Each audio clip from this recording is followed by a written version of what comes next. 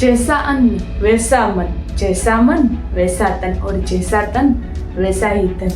साधु संतो महापुरुषो पूर्वजो તેમજ ભગવદ્ ગીતા એન્ડ વેદોમાં પણ કીધેલું છે, જેવું તમે ભોજન લેશો એવા જ તમને વિચારો આવવાના છે.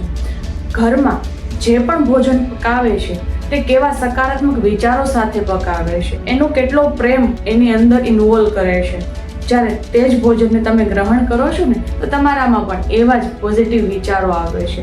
અને અત્યારે જે આ બધા સ્ટ્રીટ ફૂડ જંક ફૂડ ખાય છે તો જે બનાવનાર છે તે કેવા વિચારો ધરાવે છે, નકારાત્મક કેટલા વિચારો અંદર રહેલા છે, તેમજ તે ફૂડ હેલ્ધી છે કે નહીં અને એટલું અનહેલ્ધી હોય છે કે તે બોડીને ડેમેજ પણ કરે છે. તો આવું ફૂડ કેમ ખાવું જોઈએ?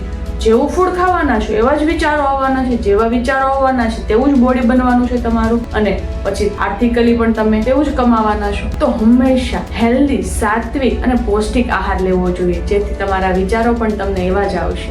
જો તમે ફૂડ હેલ્ધી નહીં ખાઓ તો ફિઝિકલીની સાથે સાથે મેન્ટલી, સોશિયલી અને આર્થિકલી તમે હેરાન થવાના છો. તો પછી હેલ્ધી ફૂડ ખાઓ એન્ડ હેપી રહો.